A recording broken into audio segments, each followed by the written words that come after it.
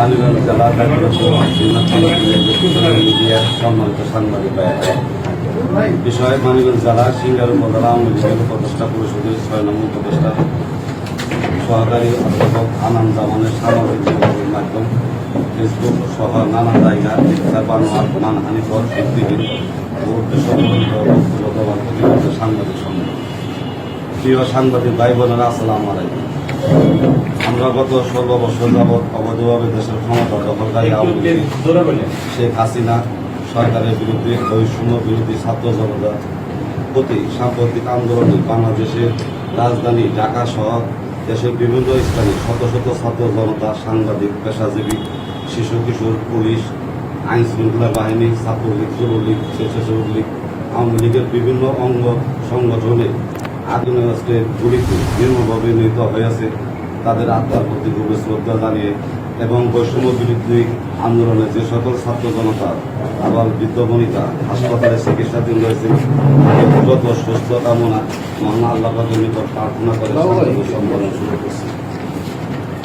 গণঅভ্যুত্থানের মাধ্যমে অবৈধ বিনা ভোটে সরকারের প্রধান পদত্যাগকারী পালিয়ে গেল।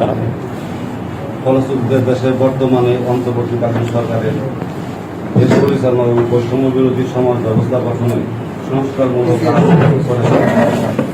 দেশের বর্তমান সরকারকে অস্থিতিশীল করতে কথিত স্বৈরাচার সরকার বিভিন্নভাবে কিছু শুরু এবং আওয়ামী লীগের ক্রেতার দ্বারা সরকার বিরোধী বক্তব্য এ সমস্ত দুষ্কৃতকারীদের বৈষম্য বিরোধী ছাত্র জনতা প্রতিরোধ করেছে।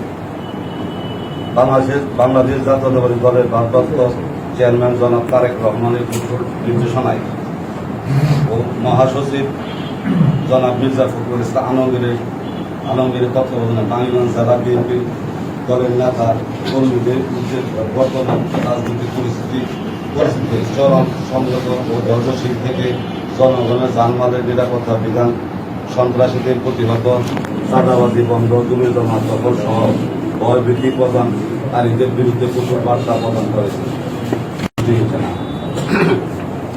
প্রিয় সাংবাদিক ভাইয়েরা, মানিকগঞ্জ জেলা সিঙ্গার উপজেলা আওয়ামী লীগের উপদেষ্টা মণ্ডলীর ৬ নং উপদেষ্টা সহকারী অধ্যাপক আনন্দ জামান সামাজিক যোগাযোগ মাধ্যমে ফেসবুকের একটি বক্তব্য আমাদের দৃষ্টি গোচর হয়েছে। তিনি তার বক্তব্যে কারোর নাম উল্লেখ না করে তার কাছে মোটার অঙ্কের টাকা দাবি করা হয়েছে বলে জানিয়েছেন। তার বক্তব্যে বিপুল পরিমাণ চাঁদা দেওয়া অসম্ভব জানিয়ে তিনি ৭০০ মোমবাতি জ্বালিয়ে মৃত্যু উদযাপন করার কথা বলেছেন। সে বক্তব্যটি তিনি দিয়েছেন তার নিতান্তই ব্যক্তিগত বিষয়। গ্রামে বসবাস করে আসতেছে। তিনি গ্রামে থাকাকালীন সময় তার বাড়িতে বিভিন্ন শ্রেণীর শৃঙ্খল যুবক যুবতী মাদক সেবীদের নিয়ে অসামাজিক কার্যক্রমে লিপ্ত থাকতেন। দীর্ঘদিনে এ ধরনের কর্মকাণ্ডের কারণে এলাকাবাসী ভালো চোখে দেখেননি।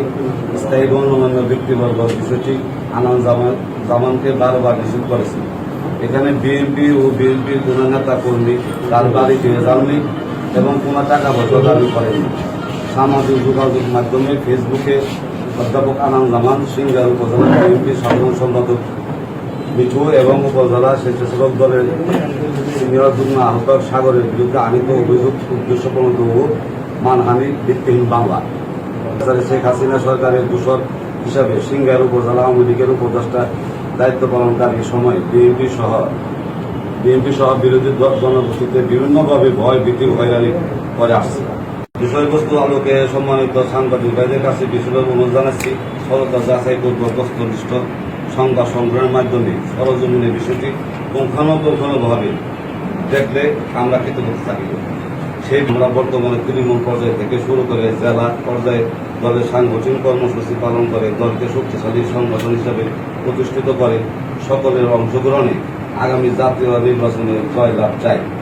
আজকের সংবাদ সম্মেলনে যে সকল সম্মানিত সাংবাদিক উপস্থিত তাদের সকলে আন্তরিক ও শুভেচ্ছা ধন্যবাদ জানিয়ে আজকের সাংবাদিক সম্মেলন সমাপ্ত ঘোষণা করছি। বিভাগের